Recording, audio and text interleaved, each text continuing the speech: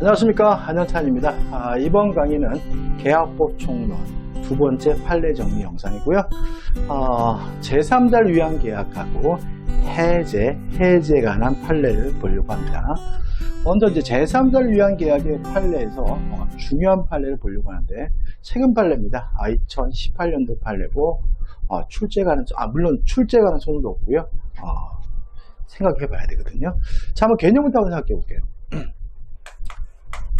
자, 병이 갑에게 1억 원을 빌려줘서 1억 원을 갚아야 되는데, 갑이 갚을 돈이 없어가지고 갑이 자신이 소유하고 있는 요 A 부동산에 대해서 을과 만나서 매매 계약을 하고, 요 매매 대금을 을이 병에게 직접 지급하기로 했다면, 또 우리가 제3자를 위한 계약이라고 하고요. 요 병을 우리가 수익자 또는 뭐라 그러죠? 제3자라고 하는 거죠.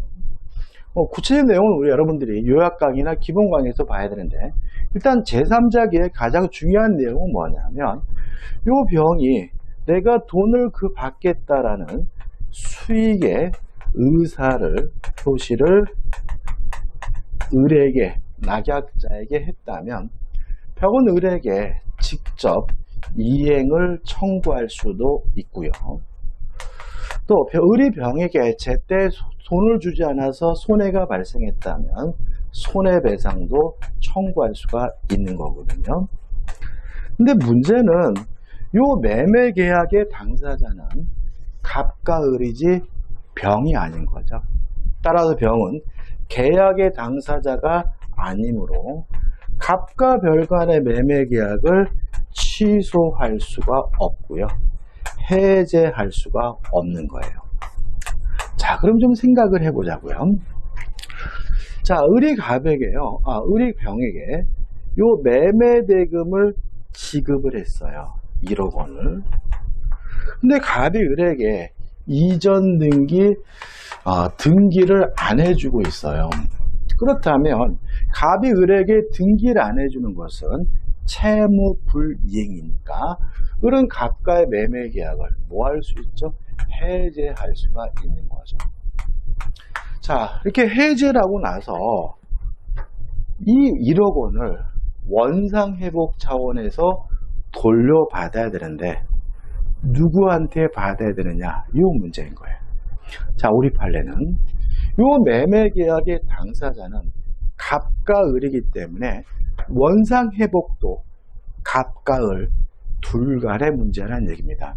따라서 이 병에게는 계약의 당사자가 아니기 때문에 원상회복 의무를 부담하지 않고요. 따라서 서로 을이 병에게 이미 1억 원을 지급한 상태라고 하더라도 이 병에게 원상회복 차원에서 1억 원을 달라고 뭐 할 수 없어요? 요구할 수 없다는 것이 우리 판례 입장입니다. 그러면 을은 이 1억 원을 누구한테 돌려받아야 돼요? 요 갑한테 돌려받아야 된다. 이런 의미가 되는 거죠. 자, 이것도 우리가 약간 상식적이지 않고 부당하다가 느껴질 수 있기 때문에 이런 판례들이 중요한 거거든요. 꼭 기억해 두셔야 됩니다. 자, 판례 한번 읽어보죠. 자, 1번은 일반 논축이죠.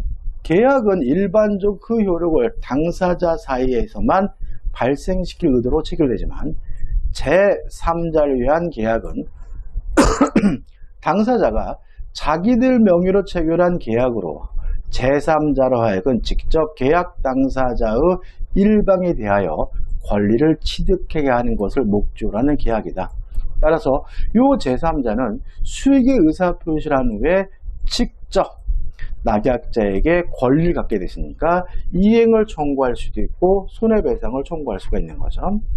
2번, 계약 한쪽 당사자가 상대방의 지시 등으로 급부과정을 단축하여 상대방과 또 다른 계약관계를 맺고 있는 제3자에게 직접 급부를 하는 경우 을이 병에게 매매대금을 지급한 거죠. 그 급부로서 급부란 계약 당사자가 상대방에게 급부한 것일 뿐만 아니라 그 상대방이 제3자에게 급부한 것이다. 따라서 계약의 한쪽 당사자는 제3자를 상대로 법률상 원인 없이 급부를 수용했다는 이유로 부당이득 반환을 뭐 할 수 없어요? 청구할 수가 없고요. 또 원상회복도 제3자에게 뭐 할 수 없어요? 청구할 수가 없다는 것이 우리 판례 입장인 거죠. 다시 말하면 약간 좀 사실관계 좀 달라졌는데 을이 병에게 이행한 것은 정당한 것이니까 병에게 부당이득 반환 청구할 수가 없는 거고요. 또 서로 갑과 을 간의 매매 계약이 해제가 돼서 원상회복을 해야 되려면 갑과 을끼리 할 문제고 이 병에게 부당이득 반환 내지는 원상회복을 청구할 수 없다는 취지니까 좀 기억해 두시기 바랍니다. 이거 하나만 좀 기억해 두시고 꼭 기억해 두시기 바랍니다. 출제 가능성이 대단히 높죠. 자, 이제 해제에 관한 판례를 볼거예요. 자, 우리가 채무 불이행이 있으면 계약을 해제할 수 있어요. 자, 해제는 승낙을 받지 않고 일방적으로 하는 것이니까 단독행위고요. 해제권은 승낙을 받지 않고 일방적으로 행사하는 권리니까 형성권이에요. 자, 형성권의 중요한 특징이 뭐가 있냐면 형성권은 행사 즉시 효과가 발생해요. 따라서 해제권을 행사하면 행사 즉시 그 계약은 소급해서 뭐가 돼요? 무효가 되는 거죠. 그럼 예를 들어서 계약을 해제하겠다는 의미에서 소송을 제기했어요. 그러면 계약은 언제 해제된 거냐면 소송을 제기하는 순간 해제가 된 것이지 그 판결이 날 때 비로소 해제되는 것은 아닌 거예요. 해지도 마찬가지입니다. 해지도 우리 판례는 해지를 해달라는 의미에서 소송을 제기하면 소송을 제기하는 순간 계약이 뭐가 돼요? 해지가 된 것이지 재판 판결이 나야 해지되는 것은 아닌 거죠. 다시 한 번 말씀 이런 얘기입니다. 자, 임대차 계약을 하면서 요때 해지한다는 소송을 제기했고 해지에 관한 해지권 행사가 정당하다는 판결이 내려지면 해지 효과는 판결 난 때부터 효과가 있는 것이 아니라 소송을 제기한 때부터 효과가 있는 거야. 따라서 요 세 제기 시부터 판결 시까지 임차인이 그 사용한 이익은 원인 없는 일이 부당이득으로서 반환을 해줘야 되고 또 손해배상도 뭘 해줘야 돼요? 해줘야 되는 거죠. 마찬가지로 해제하겠다는 취지에서 계약을 해제하겠다는 취지에서 소송을 제기했고요. 판결이 나면 판결 난 때부터 해제가 되는 것이 아니라 소제기 시로 소급해제 계약이 해제가 되는 겁니다. 왜냐하면 해지는 승낙을 받지 않고 일방적으로 행사하는 형성권이고요. 형성권은 행사 즉시 효과가 생기는 거니까요. 따라서 해제하겠다는 의미에서 소송을 제기한 후 요 시점에서 소송을 취하했더라도 계약은 뭐가 된 거죠? 해지가 된 거다. 왜요? 해지하는 순간 계약이 해제되는 거니까요. 시험에 잘 나옵니다. 자, 의에 관련된 판례죠. 자, 소제기로서 계약 해제권을 행사를 했어요. 그러면 소송을 제기하는 순간 계약이 뭐가 된 거예요? 해제가 된 거죠. 근데 그 소송을 취하하였다 해도 해제권은 형성권이므로 그 행사 효력에 아무런 영향을 미치지 않는다. 다시 말하면 소송을 취하했더라도 소제기하는 순간 계약은 해제가 된다는 거 잊지 마시기 바랍니다. 자, 이제 구체적인 내용입니다. 자, 계약은 언제 해제하냐면 채무 불이행이 있으면 계약을 해제할 수 있는 거죠. 채무 불이행이 여러 가지가 있는데 첫 번째, 할 수 있는데 안 하는 것을 우리가 이행지체라고 하는 거죠. 다시 말하면 할 수 있는데 안 하는 걸 이행지체고요. 이행지체를 이유로 계약을 해제하려면 상당한 기간을 정하여 최고를 하고요. 최고 기간 내 이행이 없다면 그때 비로소 계약을 뭐 할 수 없죠? 해제할 수 있는 것이 원칙이에요. 자, 첫 번째 판례는 요 상당한 기간입니다. 요 상당한 기간을 꼭 정해야 되느냐? 그럴 필요는 없다. 또 그 기간이 상당하지 않으면 해제 효과가 발생하지 않는 것이냐? 그렇지는 않다. 자, 우리 판례에 따른다면 상당한 기간을 정하지 않았더라도 최고는 적법하게 유효하기 때문에 상당한 기간이 지나면 당연히 계약을 해지할 수가 있는 거고요. 또 그 기간이 상당하지 않더라도 최고는 유효하기 때문에 상당한 기간이 지나면 계약을 해지할 수 있다고 판시하고 있음을 주의하시기 바라고요. 따라서 시험 문제에서는 이행지체를 위해서 계약을 해지하기 위해서는 반드시 상당한 기간을 정해서 최고를 해야 된다. X. 또 기간이 상당하지 않는 경우에는 최고가 무효이므로 계약을 해지할 수 없다. 이것도 뭐죠? X가 되는 거죠. 자, 가본 판례를 보도록 하죠. 채무의 이행지체를 이유로 하는 계약의 해지에 있어서 그 전제요건 이행최고는 반드시 미리 일정 기간을 명시하여 최고하여 하는 것은 아니고, 따라서 일정 기간을 명시하여 최고해야 된다. 반드시. 그런 뭐죠? X죠. 기간을 정하지 않았다면 최고한 때로부터 상당 기간이 경과하면 해지권이 발생한다고 볼 것이다. 이렇게 판시하고 있고요. 좀 기억해 두시기 바랍니다. 자, 그럼 이제 여기서 이제 또 생각해 보자고요. 자, 최고가요, 너무, 과다한 최고를 했어요. 그러니까 예를 들어가지고, 1억을 줘야 되는데, 뭐, 1억 2천을 달라는 등, 1억 1천만을 달라는 등, 과다한 최고를 했어요. 이러한 과다한 최고는 최고로서 유효냐에 대해서 일단 원칙적으로 유효한 거예요. 따라서 과다한 최고가 있다 하더라도 원칙적으로 상당한 기간이 지나게 되면 계약을 뭐 할 수 있는 거죠? 최고할 수가 있는 것이죠. 이게 뭐죠? 원칙이에요. 그죠? 근데 만약에 이게 지나치게 과다해요. 그러니까 단순히 과다한 경우가 아니라 지나치게 과다하다면 이거는 최고로서는 무효입니다. 최고로서는 의미가 없어요. 오히려 우리 판례에 따른다면 지나치게 과다하게 최고한 건 오히려 불이행의 의사를 표시한 것으로 평가되기 때문에 오히려 상대방 측에서 불이행 의사를 표시했으니까 최고 없이 계약을 해제하는 것이 가능하다라고 판시하고 있는 거죠. 자, 이런 얘기입니다. 자, 1억을 줘야 되는데 갑자기 이 인간이 5억 달라고 지랄거려요. 지나치게 과다한 거죠. 가만 보니까 5억 달라는 놈한테 1억 줘봤자 이 인간이 받을 것 같지도 않아요. 이렇게 너무 지나치게 과다하게 최고한 경우에는 1억 받고는 너한테 못 넘겨주겠다라는 불이행 의사를 표시한 것으로 평가되고요. 오히려 제가 최고 없이 바로 계약을 해지할 수 있다는 것이 우리 판례 입장이라는 거 좀 기억해 두시기 바랍니다. 다시 한번요. 과다한 최고는 원칙적으로 유효입니다.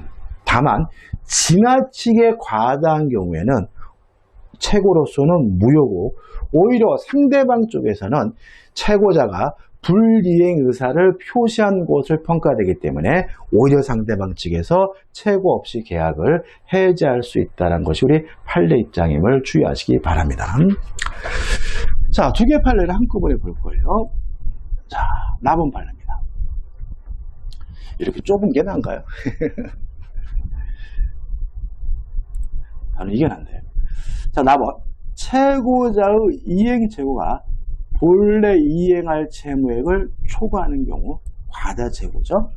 계속 읽어보면 본래 급부해야 할 수량과 차이가 비교적 적거나 채권자가 급부할 수량을 잘못 알고 과다한 최고한 것으로서 과다하게 최고한 진위가 본래 급부를 청구하는 취지라면 그 최고는 본래 급부하여야 할 수량의 범위 내에서 유효하다고 할 것이나 여기까지입니다. 그래서 원칙적으로 과다 최고도 유효하다. 그죠? 이게 원칙입니다. 과다한 정도가 현저하고 채권자가 청구한 금액을 제공하지 않으면 그것을 수령하지 않아야 할 것이라고 의사를 분명하게 한 경우에는 그 최고는 부적법하고 무효고 이러한 최고의 터잡은 계약 개진 효력이 없고요. 따지만 하면 현저하게 과다하면 최고로서는 무효인 거죠.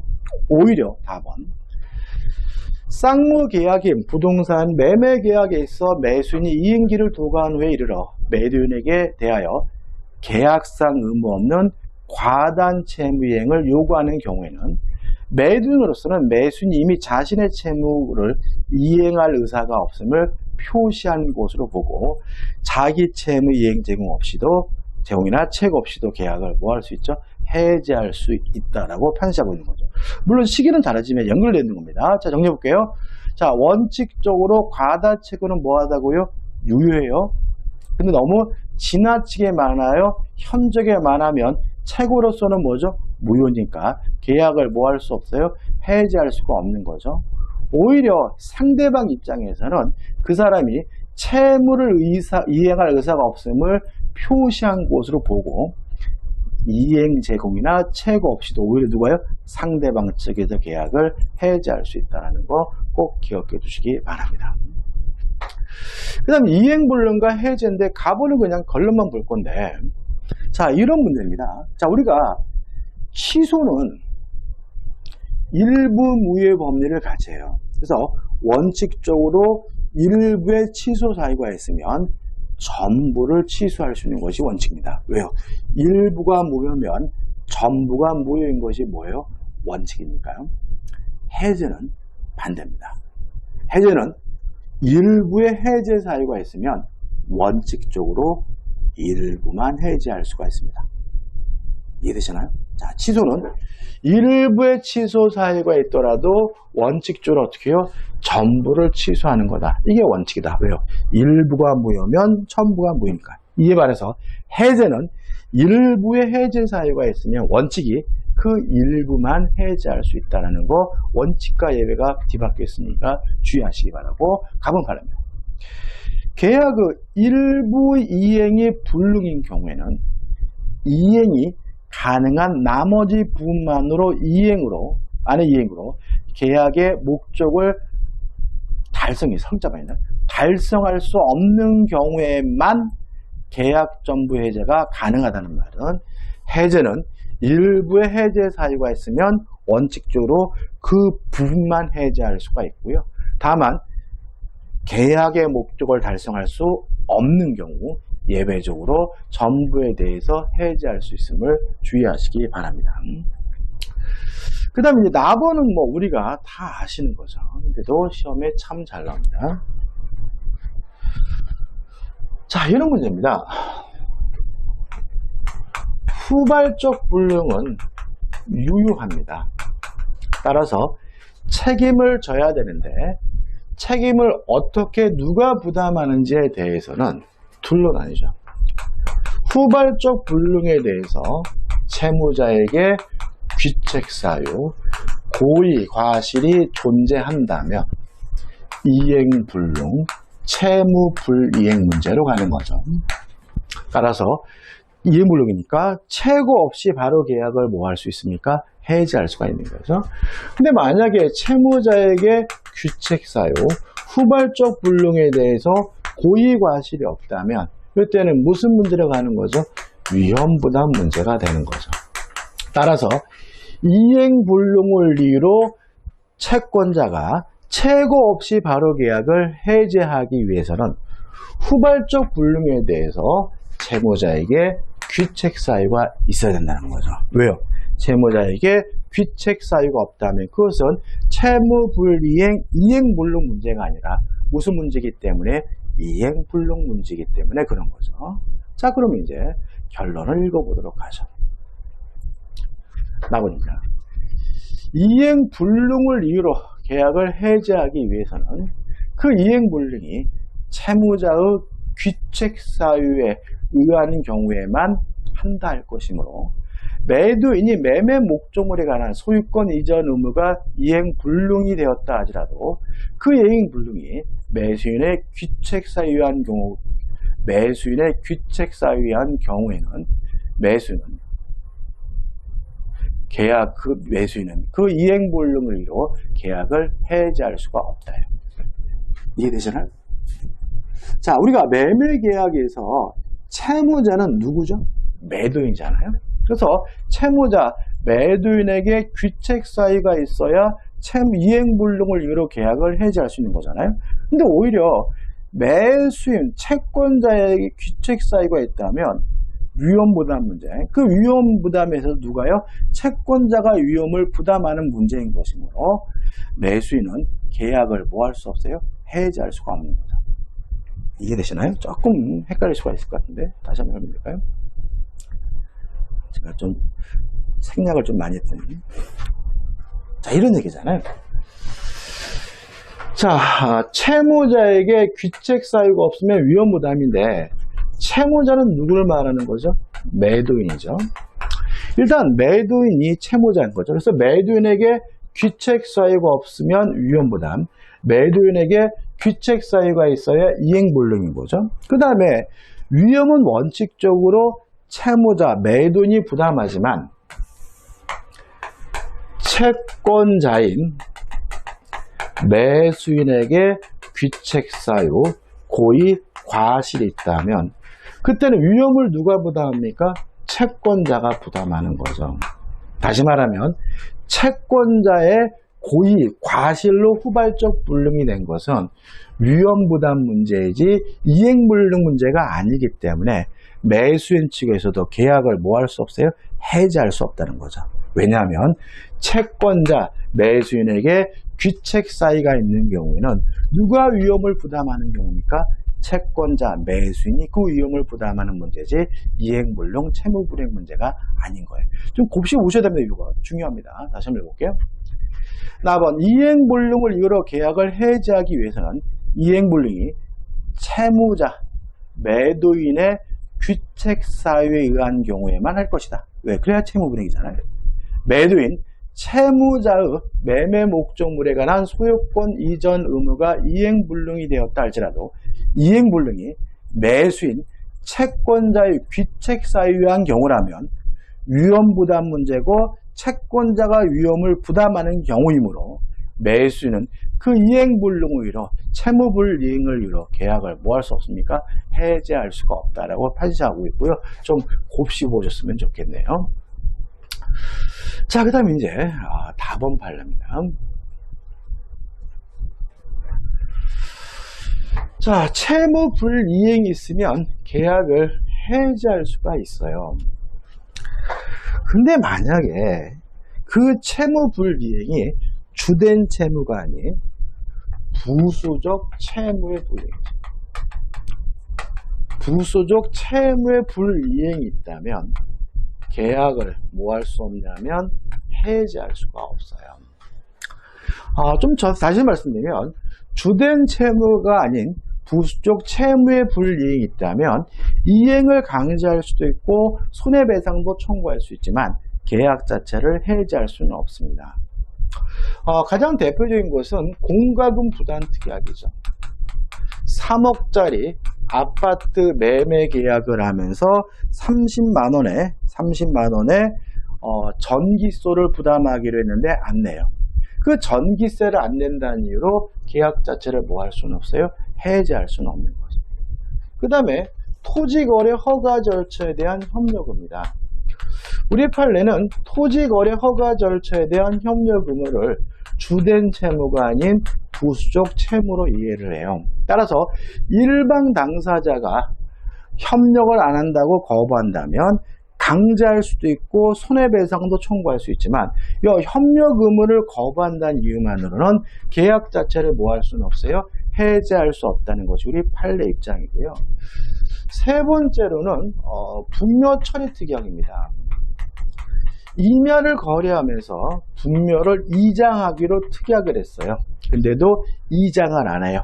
이때 계약을 해지할 수 있느냐 이 문제에 대해서 우리 판례는 이것도 부수적 채무다. 따라서 분묘를 이장하지 않는다는 이유만으로는 계약 자체를 뭐 할 수 없어요? 해지할 수 없다는 것이 판례 입장입니다. 이 세 가지 기억해 주시고 이제 네 번째가 이 판례예요. 이 판례인데 이건 시험에도 한번 나왔고 또 나올 수도 있어요. 자, 이런 문제입니다. 갑이 을과 만나가지고 임대차 계약을 했어요. 을이 또다시 병과 만나서 뭐랬냐면 전대차 계약을 했거든요. 자, 근데 문제는 뭐냐면 요 병이 전차 보증금을 을에게 지급을 하잖아요. 근데 집주인이 임대인에게 보증금을 주는 것이 아니라 임차인에게 보증금을 주는 것이 깨름칙해서 어떤 특약을 했냐면 요 보증금에 대해서 임차인 소유 다른 을의 다른 재산에다가 저당권을 설정해 주기로 특약을 했어요. 다시 말하면 전대차 계약에 기해서 임차인에게 보증금을 주면서 당신이 살고 있는 아파트에다가 근저당 좀 설정해 주십시오라고 을의 재산에다가 저당권 설정 특약을 했는데 요거를 안 해줘요. 그랬을 때 계약을 해지할 수 있느냐, 요 문제에 대해서 우리 판례는 해지할 수 없다는 입장입니다. 왜냐하면 요 담보 설정 특약은 주된 채무가 아닌 부수적 채무로 이해를 하네요. 다시 말하면 전대차 계약에 기해서 병이 그 목적 부동산을 잘 사용 수익하고 있는 상태라면 약속한 담보를 설정해 주지 않는다는 이유만으로는 이 전대차 계약 자체를 해지할 수 없다라고 판시하고 있고요. 출제된 바가 있고 또 나올 수도 있으니까 꼭 기억해 두시기 바랍니다. 자, 답은 판례입니다. 자, 전대차 계약을 체결한 후 중도금 수수 시에 비로소 전차 보증금 반환을 담보하기 위하여 전대인이 을이죠. 임차인입니다. 그 소유 부동산에 근저당권을 설정해 주기로 약정을 한 경우 어떤 상태인지 아시겠죠? 전대인의 근저당권 설정 등기 의무가 전대차 계약의 주된 의무라고 보기는 어렵고 부수적 채무라는 얘기죠. 따라서 전차인은 전대인이 약정한 근저당권을 설정해 주지 않았음을 이유로 전대차 계약을 해지할 수 없다, 해지할 수 없다라고 판시하고 있으니까요. 꼭 기억해 두시기 바랍니다. 그 다음에 이 4번 판례는 말씀드린 거죠. 자, 이런 겁니다. 자, 분묘를 이장하기로 특약을 했는데 안 해요. 주된 채무가 아니라 부수채무입니다. 자, 보시면 여러 필지를 매매함에 있어서 그중 1필지상에 있는 분묘 이익이 이장을 담보하기 위하여 매수인이 잔금 중 일부를 따로 보관했다가 이장을 확인한 후 지급하기로 약정한 경우 매도인의 분묘 이장 의무나 매수인의 잔금 일부 지급 의무는 모두 위 매매에 따른 뭐죠? 부수적인 사항이다. 그죠? 주된 채무가 아니라 뭐죠?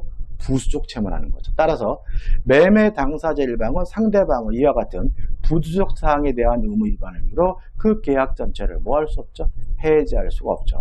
이 74년도 판례지만 오래된 판례지만 출제 가능성이 우리는 어떻게 하면 됩니까? 이임야 거래 시 분묘 이장 특약은 주된 채무가 아니라 부수적 채무이기 때문에 분묘를 이장하지 않았다는 이유로 계약 자체를 뭐 할 수는 없어요? 해지할 수는 없다라고 결론을 기억하시면 되겠죠. 그 다음 계약 해지에 관한 효과입니다. 자, 가번 판례 우리가 수없이 많이 했죠. 매매가 무효면 뭐죠? 등기도 무효다. 물론 시험에는 잘 나오죠. 자, 벌써 30분이 나가네요.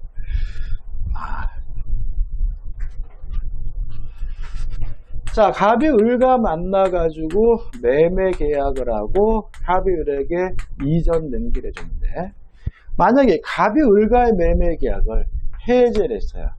해제가 돼서 매매가 소급해서 무효가 되면 무엇도 무효죠? 등기도 무효죠. 매매가 무효면 등기도 무효입니다. 따라서 이런 걸로 나눈 거죠. 자, 계약이 해제되면 그 계약 후 이행으로 변동했던 물건은 당연히 그 계약이 없었던 원상태로 복귀가 된다. 왜요? 매매가 무효면 무엇도 무효? 등기도 무효이기 때문에요. 그 다음에 나번 판례입니다. 자, 해제는 조심할 것이 뭐냐면 제3자가 두 가지가 있죠. 해제하기 전에 이해관계를 갖게 된 제3자는 서악 불문하고 제3자로서 보호가 되는데 해제 후에 이해관계를 갖게 된 제3자는 선이여야지 보호가 되고 악이면 뭐가 되지 않죠? 보호되지 않는다라는 거 꼭 기억해 두시기 바랍니다. 자, 그럼 보시죠. 자, 보세요. 4번. 계약 당사자 일방의 계약을 해지하였을 때 계약은 소급하여 소멸하여 해약 당사자는 각각 원상 회복 의무를 지게 되는 경우, 지게 되나? 이 경우 계약 해제로 인한 원상 회복 등기 등이 이루어지기 이전이죠. 그럼 이 사람은 계약 해제 후에요. 그죠? 계약 해제 후. 계약 해제를 주장하는 자와 양립되지 아니하는 법률 관계를 가지게 되었고 계약 해제 사실을 몰랐던 제3자에 대하여 계약 해제를 주장할 수 없다. 따라서 계약 해제 후에 이해관계를 갖게 된 제3자도 몰랐다면 선이면 뭐가 되는 거죠? 보호가 되는 거죠. 따라서 우리는 해제 전에 이해관계를 갖게 된 사람은 선악불문하고 보호가 되고요. 해제 후에 이해관계를 갖게 된 사람은 선이어야지만 제3자로 보호된다는 거 꼭 기억해 두시기 바랍니다. 자, 그 다음에 이제 다분 판례는 너무나 당연한 겁니다.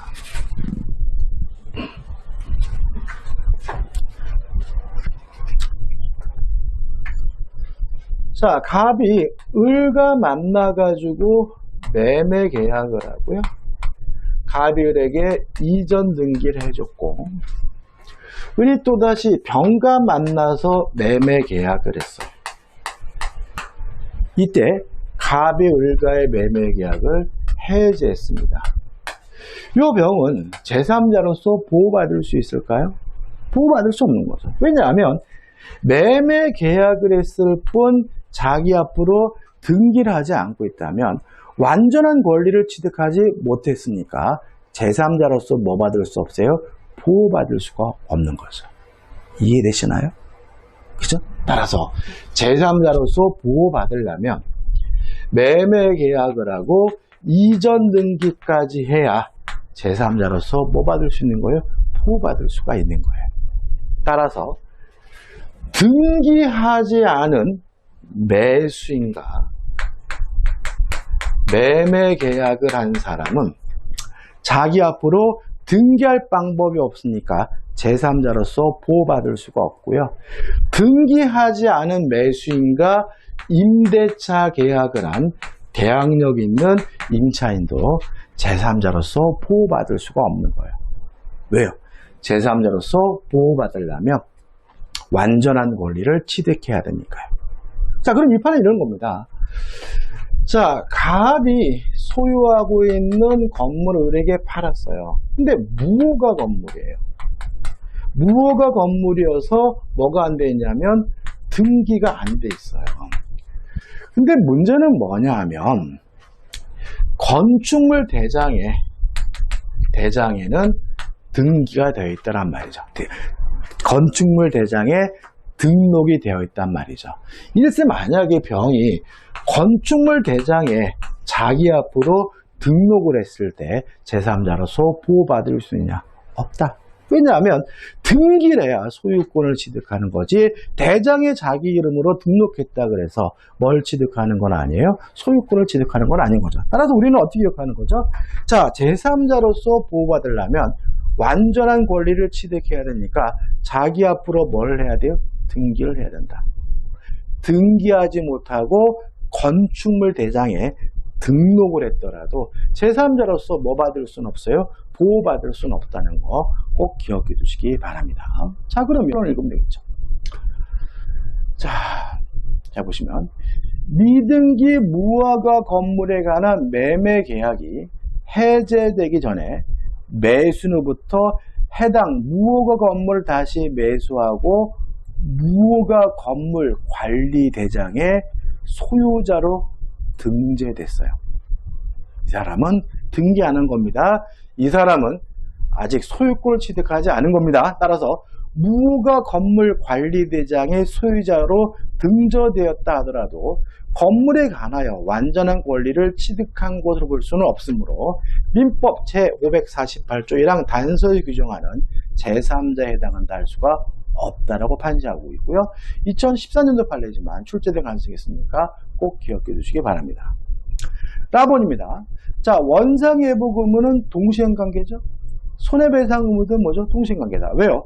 원래의 원채무가 동시행 관계라면 손해배상 채무도 뭐죠? 동시행 관계니까. 따라서 계약이 해제가 돼서 쌍방간에 원상 회복해야 될 의무뿐만 아니라 손해배상 의무도 함께 뭐죠? 동시 이행관계라는 거 꼭 기억해 두시기 바라고요. 그 다음에 마본 판례는 자 우리가 해제가 되면 원상 회복해야 될 것이 금전이면 받은 날로부터 이자를 붙이거든요. 이게 손해배상이냐 지연배상이냐? 아니다. 따라서 이자를 붙이고 거기다가 별도로 또 무엇도 추가도 해줘야 돼요? 손해배상도 지급해야 된다는 거죠. 그래서 이런 식의 질문이 나오게 됩니다. 원상 회복해야 될 금전에 이자를 붙여서 반환한 경우에는 별도로 손해배상할 필요가 없다. X. 왜냐하면 원상 회복해야 될 금전에 이자를 붙여서 반환한 것은 뭐가 아니에요? 지연 손해배상이 아니기 때문이에요. 마본 판례를 읽어보겠습니다. 당사자 일방이 계약을 해지한 때는 각 당사자는 상대방에 대하여 원상회복 의무가 있고 이 경우 반환할 금전에는 받은 날로부터 이자를 가산하여 지급해야 한다. 여기서 가산된 이자는 원상회복 범위에 속하는 것으로서 일종의 부당이득 반환의 성질을 가지는 것이고 반환 의무 이행지초에는 지연 손해금이 아니다. 따라서 이자도 붙이고 별도로 손해배상도 해줘야 되고요. 이자를 붙였다는 이유로 추가로 손해배상을 청구할 수 없다. 그러면 뭐가 돼요? X가 되는 거죠. 자, 이제 해지에 관한 판례는 두 가지입니다. 일단 사정이 변경됐다는 이유로 계약을 해제할 수는 없습니다. 다만 우리 판례는 계속적 계약의 경우에는 사정 변경을 이유로 해지하는 것이 가능하다는 게 판례 입장이에요. 그래서 가보 보시면 계속적 보증이죠. 특단의 사정이 있는 경우, 사정이 변경된 경우를 적용하는 배하고는 제후는 원칙적으로 사정 변경 이유로 계약을 뭐 할 수 있어요? 해지할 수가 있다. 이런 얘기가 되는 거거든요. 이해되시죠? 그래서 결론만 기억하자고요. 자, 우리는 사정 변경을 이유로 원칙적으로 계약을 해제할 수는 없지만 사정 변경을 이유로 계속적 보증계약과 같은 계속적 계약을 해제하는 것은 가능하다. 기억해 두시면 되고. 자, 이번 영상의 마지막 판인데, 자, 임대차 계약은요, 최장 기간에 대해서 무제한입니다. 따라서 영구무한으로 설정하는 것도 가능하고 유효하다는 것이 우리 판례 입장이에요. 자, 그러면 임대차 계약을 영구무한으로 설정했다면 이것이 무슨 의미냐에 대해서 우리 판례는 임차인의 의무는 아니라는 거예요. 무슨 말이겠어요? 그러니까 영구무한으로 설정했다 그래서 임차인이 영구무한으로 영원히 그 부동산을 사용수익하면서 매달 차임을 지급해야 되는 것은 아니라는 거죠. 이게 무슨 말이냐? 임차인의 권리라는 거죠. 다시 말하면 임차인이 영구무한으로 그 목적물을 사용수익할 수 있는 권리인 것이지 뭐는 아닌 거예요? 의무인 것은 아니라는 거예요.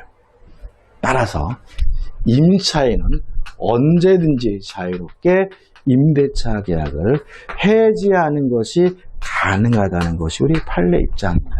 다시 한번요. 임대차는 최장기간에 대해서 아무런 제한이 없습니다. 따라서 영구무한으로도 설정하는 것이 가능하고도 유효한데 무슨 의미냐에 대해서 우리 판례는 이 영구무한의 임대차는 임차인의 권리지 의무인 것은 아니다. 영구무한으로 사용 수익해줘야 될 의무가 있는 것은 아니라는 거죠. 따라서 임차인은 언제든지 자유롭게 임대차 계약을 해지하는 것이 가능하다는 것이 우리 판례 입장에 기억해 두시기 바랍니다. 이것도 알면 쉬운데 모르면 틀릴 수 있으니까 꼭 기억해 두셔야 되겠죠. 판례입니다. 자, 영구 임대차 계약입니다. 유효하죠. 임대차 기간의 보장은 임차인의 권리의 성격을 갖는 경우이므로 임차인은 언제든지 그 권리를 포기할 수 있다. 따라서 임차인은 언제든지 임대차 계약을 뭐 할 수 있어요? 해지할 수 있다라고 판시하고 있다는 거 꼭 기억해 두시기 바랍니다. 자, 이번 영상은 여기까지입니다. 여기까지고 이제 다음 영상에서 계약법 강론에서 매매에 관한 판례를 다뤄보도록 하겠습니다. 자, 이 영상이 도움이 되셨다면 구독, 좋아요 꼭 부탁드리겠습니다. 고맙습니다.